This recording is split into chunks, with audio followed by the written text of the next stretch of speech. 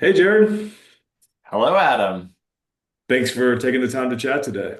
My pleasure. Thanks for having me. And thanks for standing up for this meeting. I think we all sit way too much. Yes, sitting is the new smoking, right? Isn't that what they say? So now people, other than just the blank background that I usually have, they also have the top of my lamp. Well, the purpose of our conversation today is at SeedTrust, we just want to highlight some of the amazing partners we work with and some of the amazing people in our industry that do the incredible work of helping build families. So we're extremely excited to talk about you and learn about your agency and the work you do. Do you want to start by introducing yourself? Sure. My name is Jarret Zafran. I am a father through surrogacy to two daughters who are now 5.5 and 3. Before starting Brownstone Surrogacy, I was an attorney. I mean, I still am and just don't really practice in this space. But I was a commercial litigator at a big law firm here in New York City, where I live with my husband and girls. That's great. Well, tell us a little bit more about your agency. What makes you all unique? What are some of the things you're proud of? Yeah. So I have to start with my story because I made a real radical career pivot, and that was after my older daughter was born. So my daughter was born at a time when New York did not allow for compensated gestational surrogacy under the law, and it had been a decade-long battle.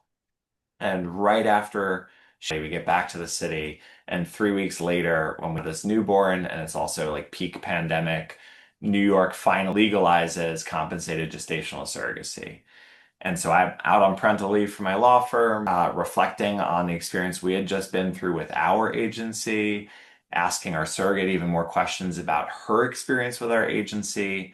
And I'm learning about the New York law, which for those of us that practice in this space, we know is unique in a lot of respects, including that it is the first and still only state to regulate surrogacy agencies. And I think some people were very concerned about that.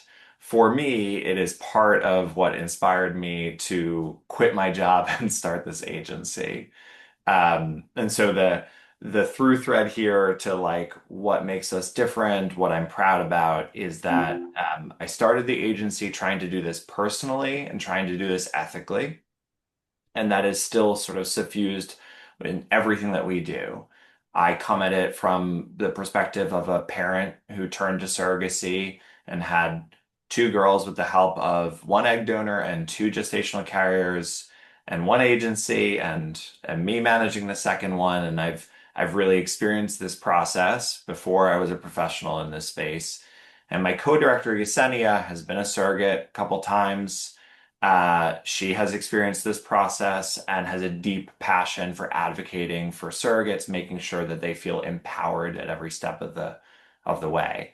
And so I think together we still now, however many years in we are, really want to make sure that we're giving each case individual attention. That I know every single intended parent and every single surrogate, and the same is true for Yesenia, and that we're keeping everything above board and beyond. Because as you and I both know, however many standards and regulations are in place, it's really about the micro decisions that agencies make on a day-to-day basis about what they're doing for screening, what they're disclosing, how transparent and complete they are in their process, how thoughtful they are in their matching, that makes all of the difference before we get to contracts and escrow and all of these things. And, really the doing the work the right way from the get-go, even if it's sometimes against your own financial bottom line. Like, we are not making widgets, we are making babies, and it's really important to be thorough and thoughtful about all of those pre-match steps. And so that's what I'm most proud of. I think we're still giving each case as much attention as I was when it was just me. I love that. And it's amazing that it's you had the experience, your own personal experience as an intended parent, that connection as your director also was a surrogate. So you guys really bring that full perspective to your clients. Yeah. Yeah, I mean, I think a lot of the good agencies, there's a passion for this, right? In a world that is now rife with private equity, and I'm not going to name names, but like we all know about the trends, at least those of us that work in this space, about the trends here. I still think this is a fundamentally human business, right? This is not a consumer product. This is somebody taking on real risks in their pregnancy. This is about as intimate a relationship as you can find between a parent trusting a surrogate and a surrogate trusting a parent to go walk through a pregnancy where hundreds of thousands of dollars are on the line. You're making medical decisions together. There's logistics. There's like 10 different cooks in this kitchen. Like, this is a massive endeavor that's going to be disruptive to the surrogate's family's life and to her life. And she's committing herself in such a meaningful way. And for the parents to lose control and trust somebody else to carry their child and just like have that leap of faith that things are going to work out and that they're being guided appropriately and by people that have their best interests at heart, like it is so sacred. And so yeah, it's I think most of the people, not everybody, I don't mean to paint with a broad brush here, but a lot of the people that I trust in this space, this work is personal for them, and they have some sort of touch point that brought them into this world professionally. Yeah, it seems like what a lot of people don't know is this work has to be personal for an agency to be successful because I mean, I've never run an agency, but I've worked with a lot of agencies, and the work you all do is amazing, right? Like I always say, there's lots of heroes in this process. Like what the surrogate does is amazing for a family. I think they join like an elite class of women who do something so meaningful to help another family. But the agency is the one that brings everybody together and coordinates the entire process, and then has to be the one to take the brunt of all the emotion, every single problem, anything that may come up. So it's a 24/7 type job. So if you don't have that passion and love for it and that real care to make these journeys go as good or as best as possible when things go wrong, I don't think you can do it. I couldn't agree more. I mean, we try to make sure that there's still some work-life balance for our team, but it is 24/7 work, and I think I was kind of prepared for that because being a lawyer at a big law firm is also sort of 24/7, and the difference is that I have control and I care about my clients a lot more than I used to as an attorney. But we're therapists, although I have to rely on mental health professionals for the heavy lifting, but on a day-to-day basis, just hearing people's anxieties and helping them, helping set expectations so that they understand what is about to happen. We're matchmakers, which is almost like three-dimensional chess, making sure that everybody's preferences and requirements match up, that we've talked through I don't even know how many different facets they need to be aligned on, plus the fertility clinic as the ultimate gatekeeper here. We need to understand our clinic partners and what they're looking for. So we're matchmaker. And then we're like project coordinators of one of the most important group projects of anybody's life.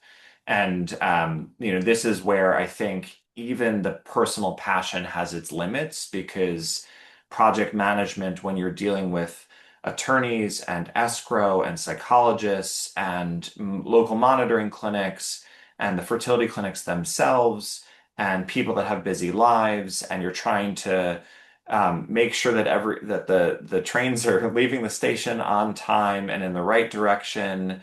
And there's certain things that are beyond your control that always, seemingly inevitably crop up to really test your mettle. That project management piece is incredibly difficult, even for somebody that is used to managing a lot of things, even a lawyer, even a CPA, even somebody who's been an administrative assistant or an executive at a big company. There are so many moving pieces in every surrogacy case that if you don't marry the passion that, helps you be a therapist and helps you be a matchmaker with the professional capabilities of just managing projects, you have to have both sides of the equation to be a successful agency. And it doesn't mean you have to be a gigantic agency to do that well. And in some ways, size matters, and in other ways, it's just about finding somebody that you can genuinely trust to do both sides of this well for you. Absolutely. Jared, do you find that your background in law is helpful for your clients and when you're guiding the process and looking through the contracts? Sure. I mean, I don't want to bore everybody with the law talk, but I even see things structurally about like what is the jurisdiction that your lawyer is licensed in, and who is really paying attention to the local law to make sure that later on the down the line, after the contract is set and you have a parentage order, that it's going to work with the delivery hospital, that it's going to work for vital records, that we're not going to run into some issue. So I don't represent my clients or surrogates. I think of that as a conflict of interest, and so I make referrals to independent counsel. However, I'm on the ABA subcommittee for this area of the law. I will be at the next meeting speaking on a panel. I tend to know the lawyers in this space pretty well and can um, mediate in a way that's not overstepping my boundaries because uh, there's attorney-client privilege, and the most important relationship is directly between surrogate or parent and their attorney. But there have been a number of times where just being able to sort of act as like lawyer slash therapist and just talk to both sides and understand why something got thorny in contracts or what their particular anxiety is helpful. And I can talk to the lawyers in with a level of understanding about the limits of the law here. And I think that's the biggest thing that I try to stress even early on with client consultations. I talk to intended parents about how regardless of what their contract says at the end of the day, if your surrogate is pregnant, like what is important is that you are aligned with her and that you trust her and that you guys are on the same page because nobody wants to be in a position of actually pointing to the contract and saying, well, in the contract you said XYZ, you're in breach. That is a failure if we got to that point. Absolutely. So the contracts are crucial. I don't mean to minimize them, but with all due respect to the attorneys practicing in this area, what ends up being more crucial to them being able to successfully do their job is that the agency made a match with care and thought Yep. and proper Yep. vetting. So I stand on their shoulders. They also stand on our shoulders in doing their work. Yeah, no, absolutely. I couldn't agree more with your sentiment. Like from our perspective in escrow, most issues that come up are misunderstandings, Yeah. and most are just solved by the professionals involved, mostly like in our situations, us and or the agency that just explains this is the contract, this is what the contract says, here's what's normal, right? Most of those issues never even go to the attorneys. And I can imagine, we can stand on, our attorneys and our experience in escrow. You can also, it sounds like, stand on both your experience in agency, but also your legal experience. Say, look, here's what this says. And of course, when necessary, bring in the attorneys, right? So, hey, just a fun moment here. Both of us have a similar story that I actually had never connected before. So I was around SeedTrust beforehand, but never wasn't willing to commit fully. I was actually on maternity leave as an executive of a bank running strategy, and like it didn't click for me fully until I had that moment with my kid Yeah. of how important this industry is and what we're doing. So I probably very similar to you left an extremely highly regarded and highly paid job to come focus more on passion and impact, Yeah. helping people. To the degree where like people were like calling me and checking me and was worried about my mental health.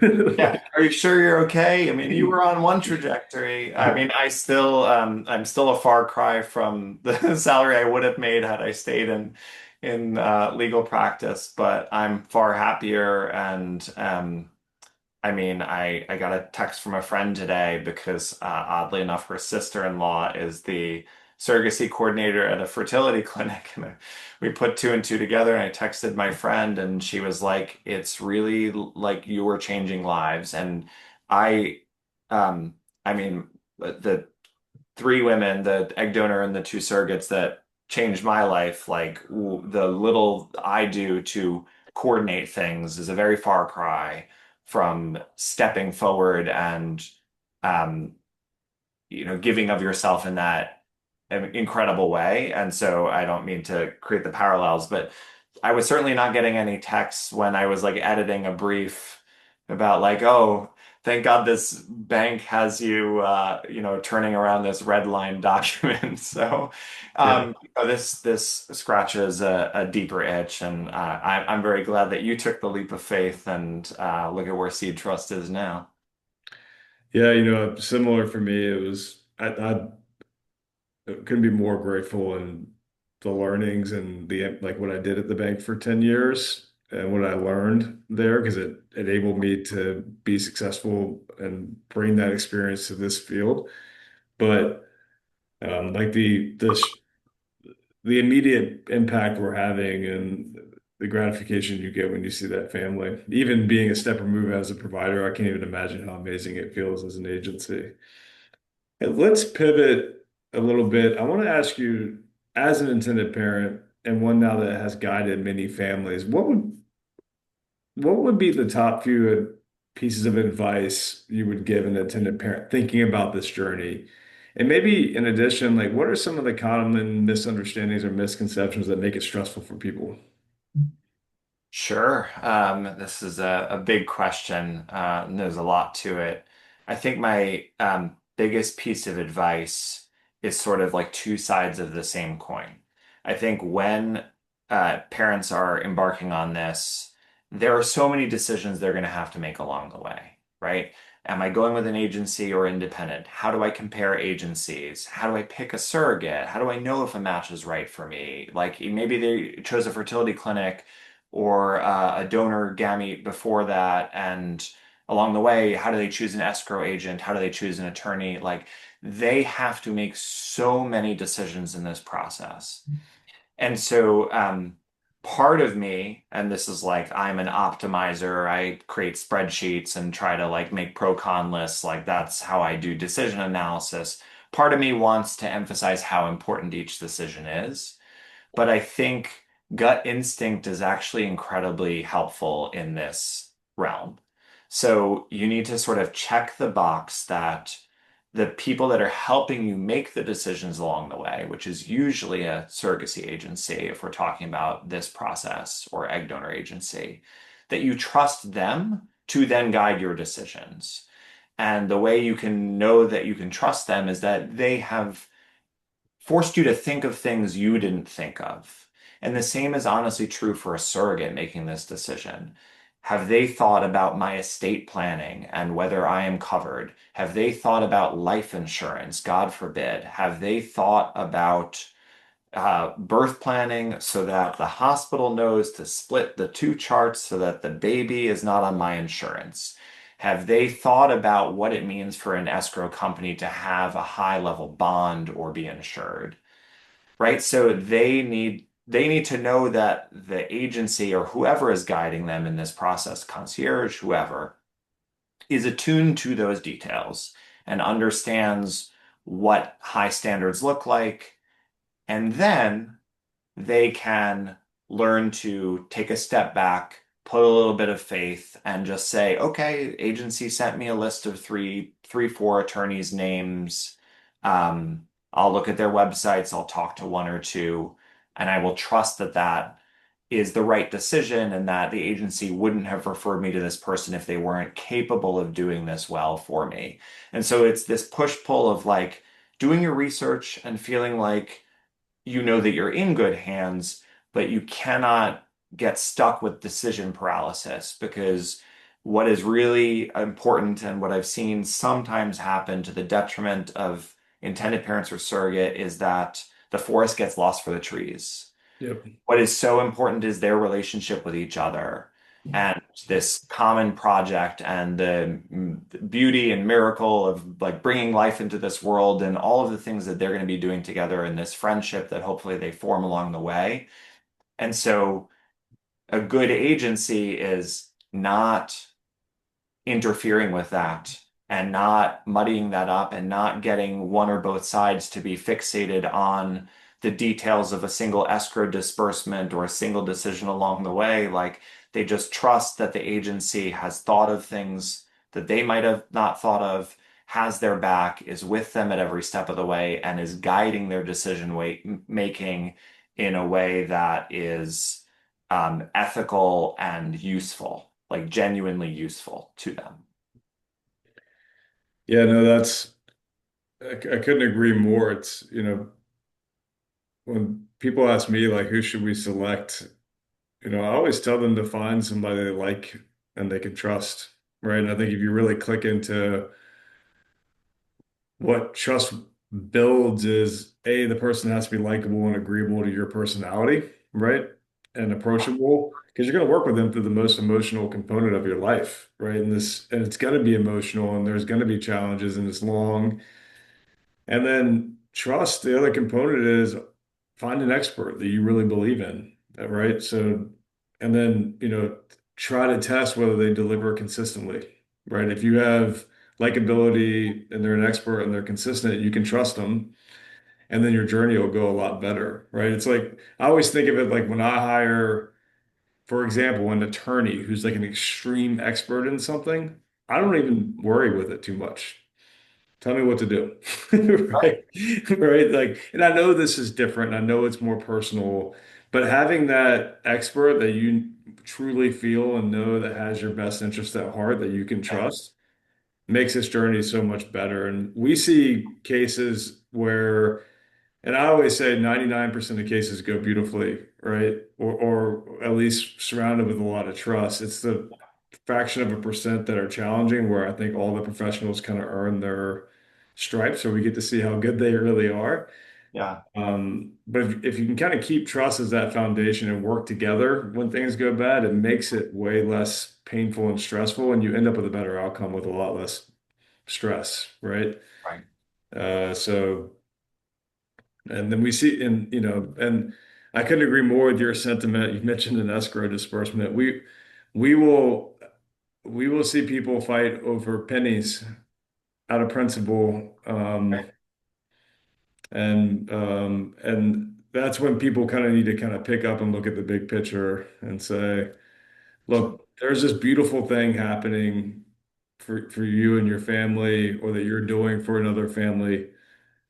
Let's not let that relationship get spoiled over small things that are usually fueled by emotion, right? Yeah, that's right. And like usually there's a deeper thing of like I feel like I'm getting nickeled and dimed. Everybody's reaching into my pocket and I have no control over this, right? So like there's always a layer deeper like why are you watching every disbursement and making sure that you didn't get upcharged 85 cents by the monitoring clinic? Like there's a trust issue there, right? And sometimes people make mistakes, and part of the reason I always recommend SeedTrust is there's transparency and everybody can watch everything that's going in and out and see receipts and all of that.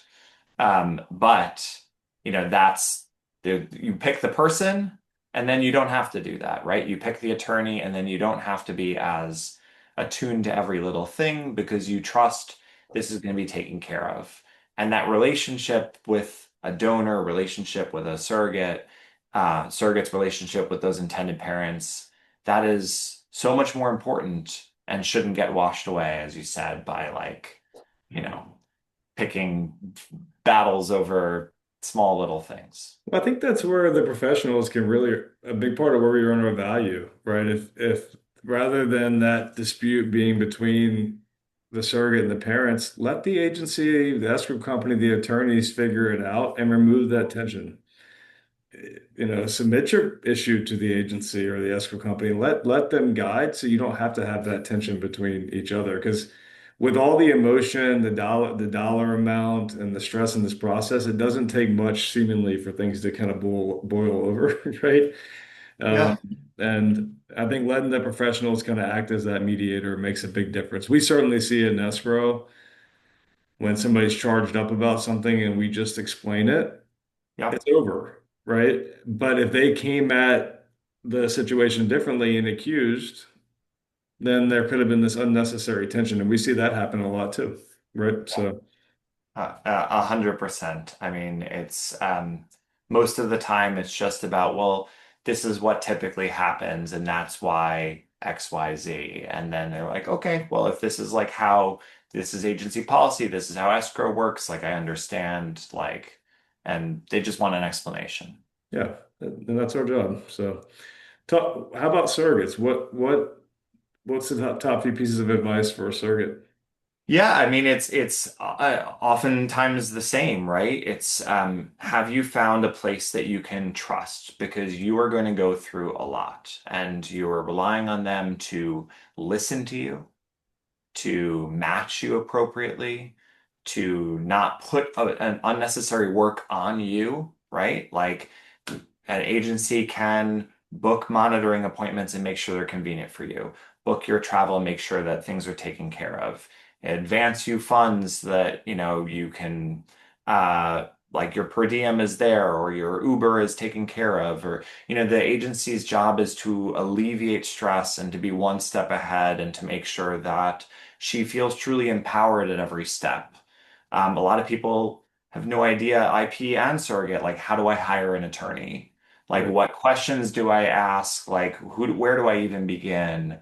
Um, and ideally, like, surrogates are not in this to deal with the contract and that, escrow, no offense, but like, they're motivated out of a genuine desire to help people grow their family. And so we want the focus to be on that. And if they have the safety and security of knowing that they're being supported, that they have a point of contact who is going to answer their texts and answer their questions and get back to them and be on top of things so that they don't have to worry on it because they are already raising kids and working and whatever they're doing. Like they are busy people that are taking on this massive project. We don't want that to be a bigger burden than it needs to be.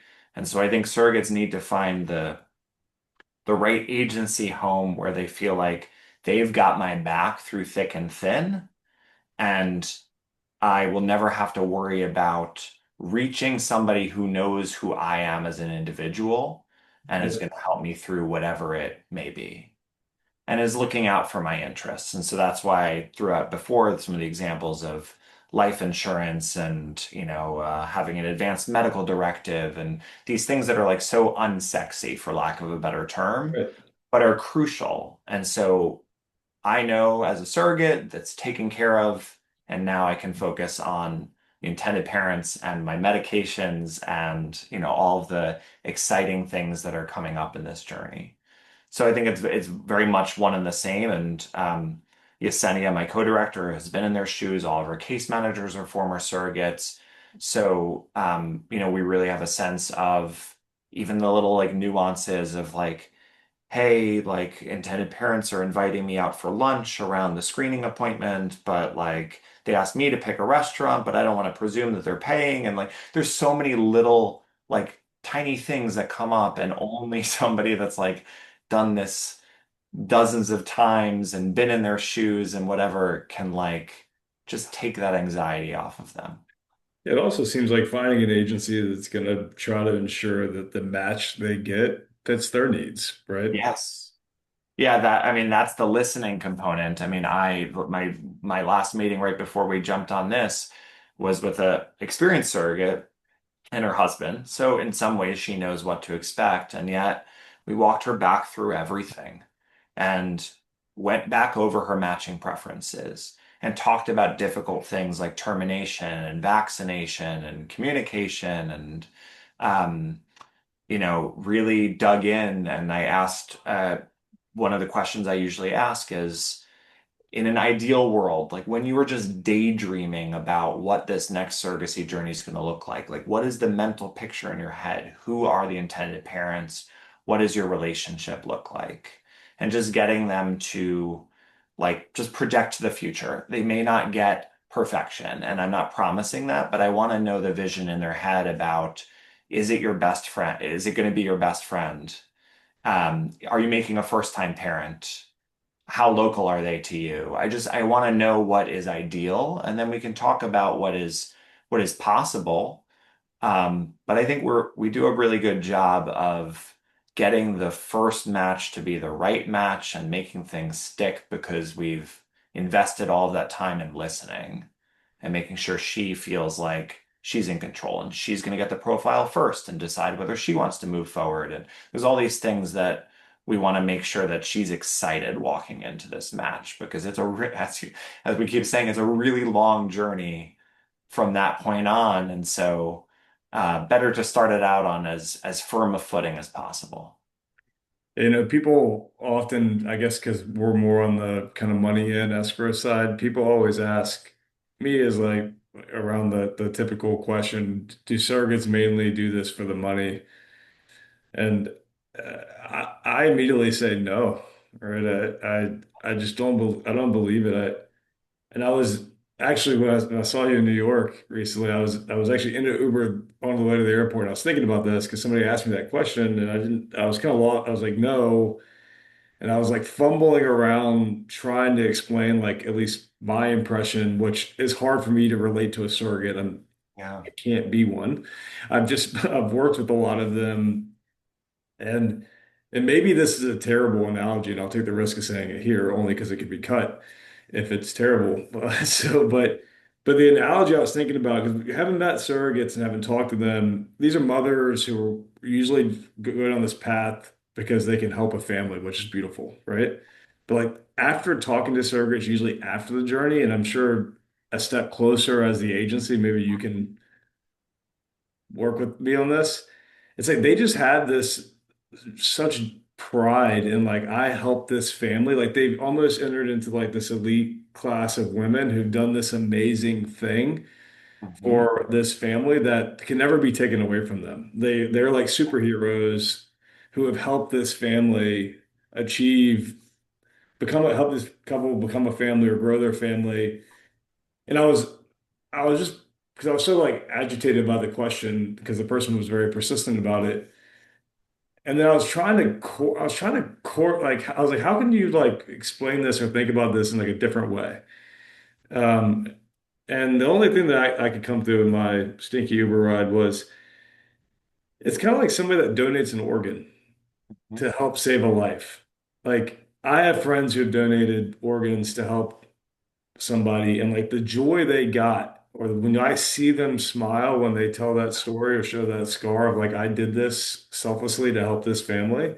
I think it's there's some parallels there. It's different, very different, but they've just done Yeah. this amazing thing and it comes with a risk, just like donating an organ, right? But they did it and they were that hero. So do you experience kind of the same thing when you see surrogates successfully complete a journey? Yeah, 100%. I mean, just logistically, sometimes explaining to people that are so deeply skeptical, like how could somebody like do such a wonderful thing altruistically? I start by reminding them, well, her compensation isn't really being paid out for many, many months after she's already gone through screening and met with psychologists and attorneys, and she's left her family and gone to for medical screening, been poked and prodded and done daily injections, all for the chance that she even sees that compensation. Right. And so, like as a just rationally speaking, as a financial gambit, terrible deal. If you were actually motivated by the money almost exclusively, really bad decision to do this. But the money helps. So where is the altruism coming from? I'd say the most common story that I hear is my friend, my aunt, my coworker struggled with infertility and had experienced pregnancy loss. And I said, if you ever need me, I will do this for you. And thankfully, my aunt resolved her infertility. My friend was able to keep her pregnancy, but this stayed on my heart because I know how much my kids are a blessing, and I can't imagine life Yeah. without them. And that is the story. It's like I genuinely want to help, and so there is a just like helping, giving attitude that 90+% of surrogates like walk into this being the same type of people that would donate their kidney, right? So there's that. Obviously, like if they loathed every second of pregnancy, maybe they'd be less likely to sign up. And the money is certainly helpful for student loans and saving for your kids' college and a down payment on a house, but they need to be stable in all aspects of their lives, including financially, to walk into this. And it just like genuinely, they want to be that blessing. The last thing I will add is that you're absolutely right that it starts with like, I just want to be helpful to others, and I was blessed with uncomplicated pregnancies, and I know that's not true for everybody. And here I am raising my hand and doing this. But you're right that there's a shift, and usually most surrogates describe it as being the moment of delivery, right? Even though they've just gone through this painful experience, like seeing the intended parents meet their child for the first time, like this is only a thing that is possible through surrogacy, to witness that you have just done this thing and now people meet their child as a result of it. Like that is a wild moment. And usually, in most surrogates telling, the moment they're like, yeah, I'm going to do this again. Like just immediately, it's like, uh, I have to do this again. Like, this is the most amazing thing I've ever accomplished in my life. I am so proud of myself. I want that moment again. But it's also not just them, they're showing their kids how what generosity looks like and what Yeah. showing up for others looks like. And that's a lesson that very few things in life can teach your kids as much as being a surrogate. And not only have you made parents, you've usually made grandparents and cousins and aunts and uncles. And the ripple effect of one surrogacy journey is absolutely astounding. Yeah, I think usually when I remind people that the money is not a guarantee and that, that is what a surrogate is really doing, then that skepticism that people walk into this with does usually melt away. So I don't know. I think run with the organ donor metaphor, analogy, whatever it is. But hopefully that gave you a little bit more fodder for the next time somebody asks you. No, I think what you said there was so beautiful. The two things, you talked about the lesson they're showing their kids about giving back and helping others. Like that's such a beautiful thing to discuss. It's been pretty awesome. And then also the fact that they're not just creating a family, they're creating grandparents, and that's really amazing. And those kids are going to grow up, right? Like my daughters know, like Jenny was my surrogate and Ashley was my surrogate, and they know them and they know the story and they know the pictures, and we're still in touch with their surrogates. And um, they're going to walk through life explaining their conception. It doesn't come up that frequently, but it's a story for them too. And it's honestly, I feel in some ways that they've also learned a lesson about generosity just by their like sheer existence. Um, Yeah. and for intended parents, like, not to say that the old-fashioned way doesn't mean you like love your children any less, but they've moved heaven and earth oftentimes to Yeah. bring their kids into existence, and that's also a lesson to everybody that's been touched by the surrogacy process. Yeah, you think about people who deserve to have a family, right? I think everybody deserves and should have the opportunity to. Yeah. But to your point, people who go through surrogacy are willing to sacrifice so much and fight to have that opportunity to have a family, and it's so amazing when they finally achieve that. And I can't imagine how it feels going forward. Yeah. Let's talk about something boring for a minute. Okay.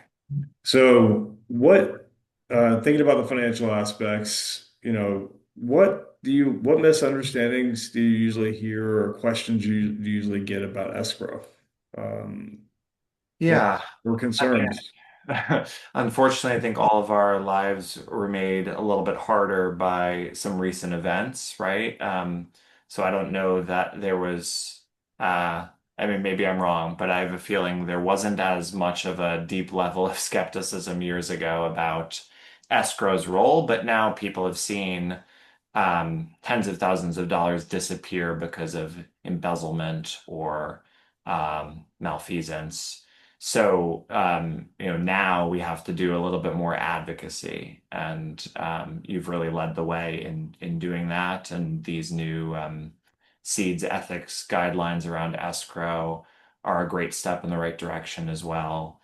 So the concerns I get when they are raised are exactly what you would expect. Like I'm asking them to put six figures usually into an account all at once. And maybe they bought a house or apartment and they have that concept of escrow where there was just a pot of money and it was sitting there and the transaction went through and it got dispersed. But this is so complex. I mean, I don't have to tell you this. This is so complex. It's escrow that they haven't imagined before. And there's a trust there that they're placing in you and they're placing in us when we recommend you. And so, usually I'm just in the place of, without trying to be too defensive, say like, this is how this has to work, right? Because it is not a fair process if I control your money, if you control the money, or your surrogate controls the money. There has to be a third party intermediary that's following the letter of the contract, because that is the only way this works.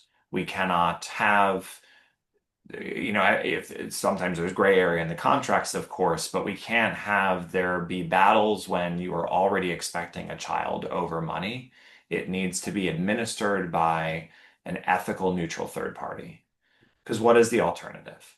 So, usually when I tell people, like, listen, this is six figures, I've been in your shoes. My bank account is still not recovered from the two surrogacy journeys I've been through, plus embryo creation with an egg donor. Like, I get the financial sacrifice here, and I get the leap of faith of putting your money in escrow. I put my money in escrow with SeedTrust as an intended parent. So I made the same choice that I often am asking intended parents to make. And usually, when I basically question them as to, well, what is the alternative really, as much as that's a negative approach, they understand like it would not be a fair process for any of the people that raise their hand to do this if it weren't administered by a protected third party, which is why bonding is so important and insurance is so important and uh, guidelines that are self-regulated through seeds and other institutions is why, as much as there are bad actors that are attorneys or CPAs, at least having a professional that is licensed by a state board gives you a little bit more confidence that they don't want to, risk their own livelihood and their professional lives to monkey around with your money. And so that's usually what I say.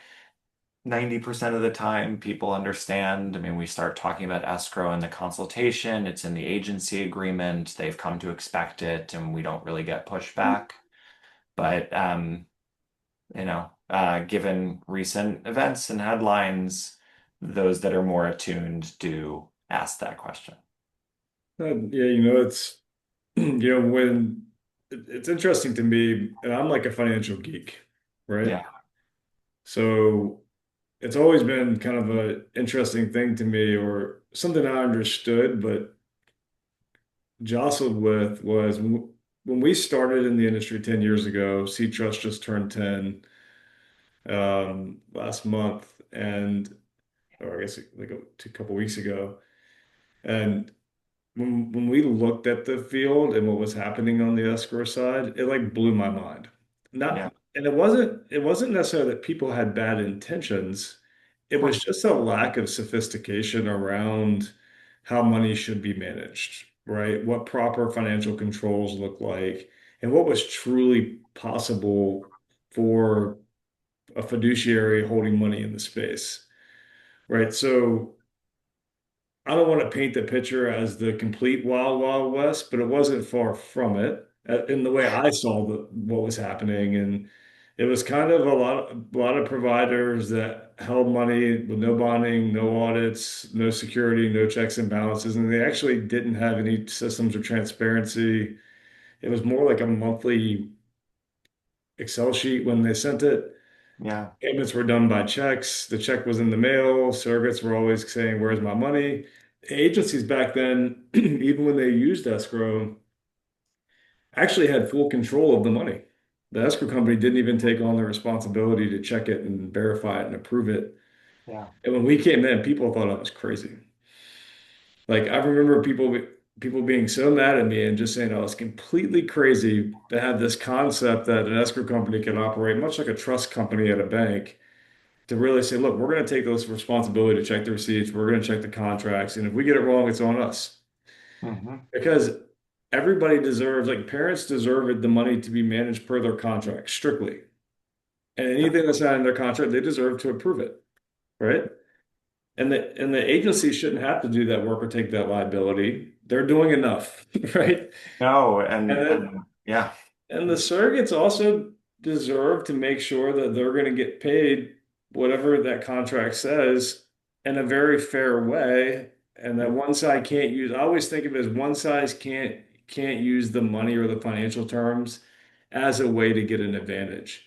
The money should just be managed fairly and per the agreement or per what they agree. And then people can focus on the other parts of the journey, which is more important. Like escrow is one of the cheapest expenses in the journey, but if you get it wrong, it's proven to be the most expensive, right? Yeah, 100%. And that the New York law that we talked about, the one exception they make around escrow for like an agency holding escrow is if the agency is helmed by a New York licensed attorney. I am a New York licensed attorney. I would never want to do that. I would never want to be responsible for managing a lawyer's trust account or an escrow account and managing all of the complexities that you all do. It was such an easy decision when I started this agency. I'm like, I don't even care. Even this restrictive law allows me to do this. Never in a million years am I doing this. This needs to be third party. It needs to be independent. It needs to be done the right way. Yeah, I mean, I think in some of the cases we've seen where escrow became a problem, I don't think people set out to do wrong in the beginning. I think they were in a situation where there wasn't enough governance or the availability to do wrong was there constantly. Yeah.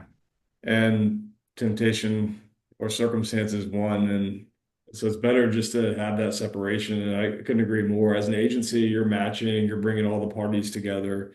You got a lot going on in general. So the specialized component would probably be a distraction, first of all. And two, it's not your expertise. And three, you're controlling everything. So it's not ideal to control everything and manage the money, right? Yeah. Uh, but but no, Just we're really proud of like how escrow's evolved. You know, we're constantly pushing the envelope of what it looks like and what it's going to look like in the future.